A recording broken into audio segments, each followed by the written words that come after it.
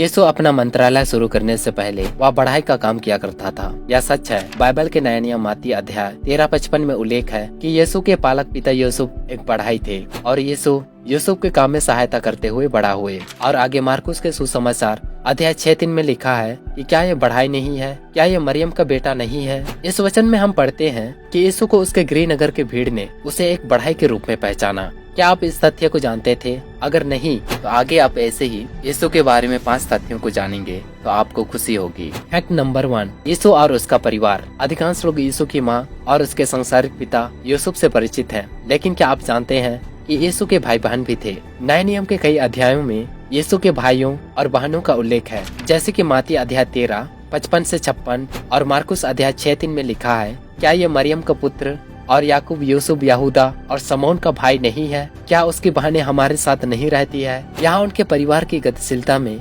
Bible एक दिलचस्प बात जोड़ता है। फैक्ट नंबर 2, बैथलहम का मतलब होता है रोटी का घर। यह बात सच है कि जिस नगर में यीशु का जन्म हुआ उसका नाम बैथलहम है और हिब्रू में ये 2 शब्द हैं, बैत और लहम। बैत का अर्थ होता है घर और लहम का अर्थ होता है रोटी। और यहाँ सबसे महत्वपूर्ण बात यह है कि भविष्यवक्ता मिक्का ने न केवल भविष्यवाणी की थी कि मसीहा बैथलहम में पैदा होगा, बल्कि यीशु ने भी खुद को जीवन की रोटी के रूप में संबोधित किया है, यूहन्ना अध्याय 6 वचन 35, 48 और 51 में। फैक्ट नंबर 3, यीशु का मंत्रालय। यीशु ने अपना मंत्रालय तब शुरू किया जब वह लगभग 30 वर्ष के थे और यूहन्ना के सुसमाचार हमें बताता है कि यीशु ने अपने मंत्रालय के दौरान कम से कम 3 फसह की दावतों में भाग लिया था। एक दावत का उल्लेख यूहन्ना अध्याय 2 वचन 13 में है, दूसरे का अध्याय 6 वचन 4 में है और एक का उल्लेख उसके सूली पर चढ़ने के समय हुआ है। यानी कि यीशु का मंत्रालय केवल 3 से 3.5 वर्ष तक ही चले। फैक्ट नंबर 4, यीशु का नाम। यीशु का नाम मरियम और यूसुफ द्वारा नहीं बल्कि स्वर्गदूत द्वारा दिया गया है, जिस दिन स्वर्गदूत ने मरियम को दर्शन देकर उसे गर्भवती होने का वचन दिया था।